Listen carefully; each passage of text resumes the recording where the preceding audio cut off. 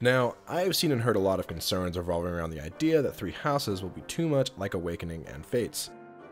While this may be a concern for many people, there are plenty of fans who'd be more than happy to play Fire Emblem Awakening 3. That goes into the supposed divide in our community, but that is a topic for a different video.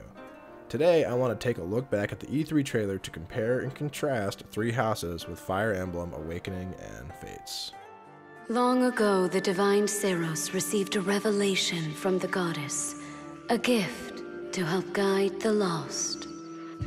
Now, the goddess watches over Fodlan from her kingdom above. In the first few seconds of the trailer, we are given the name of the continent where 3 houses will take place. This is a step in the right direction after Fates. You see, Fates had a massive lack of world building. It was really hard to get into a story revolving around a place I knew nothing about, including something so small and simple as the name of the continent it took place. Intelligent systems may have recognized this. These first few moments of storytelling give us a glimmer of hope that 3 houses is going to have better world building than Fates and hopefully even Awakening.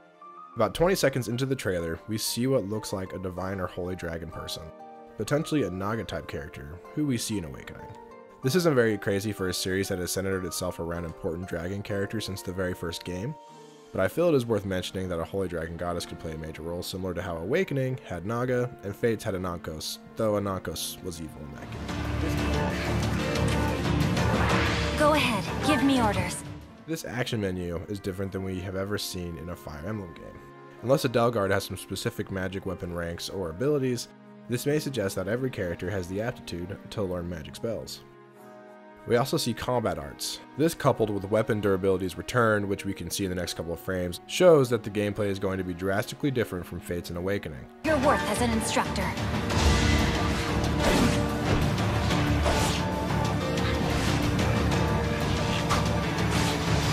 Continuing with some more gameplay differences, we see every unit on the battlefield is accompanied by a small platoon of soldiers. We don't know how much this is going to affect combat yet, but we can be sure that it's going to make for a very different experience from any Fire Emblem game before it. I'm considering doing a deep dive into how squads and formations could affect the game. Make sure to like and subscribe if you're interested in how this could affect gameplay, and also give me some of your thoughts. I'd be interested to read and share your comments in the next video. Later we see and hear the player select a Delgard, who after being selected, strikes a pose. Tokens of the goddess's power are necessary. The player then drags the cursor to Byleth, selects him, and commands him to attack.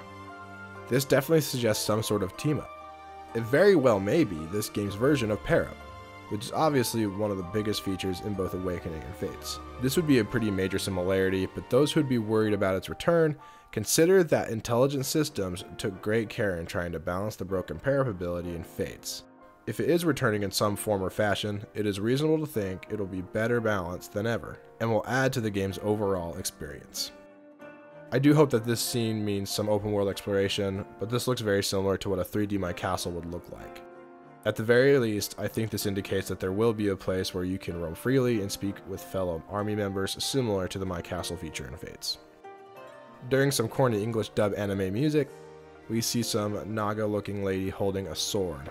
It is no doubt that 3 houses will have some legendary weapon because it is a Fire Emblem game, but it would appear to me that again, it'll be an important sword similar to the Yado that needs to have its power reawakened, similar to how Chrom's falchion needed to become the Exalted Falchion. We see some more battles that confirm formations will play a large role in the game and that magic will be a returning weapon, but then we see a critical hit animation from Byleth.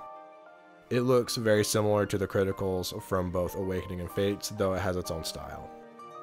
Finally, we see a small girl sleeping on a throne who will no doubt be some important dragon type character a la Tiki from Awakening. So throughout my commentary I made an attempt to stay unbiased. I wanted to present facts and insights that did not say whether or not I want 3 houses to be like Fates or Awakening, but the fact of the matter is, my opinion doesn't matter all that much. The game is going to be what it's going to be, and I think the community as a whole should stop worrying.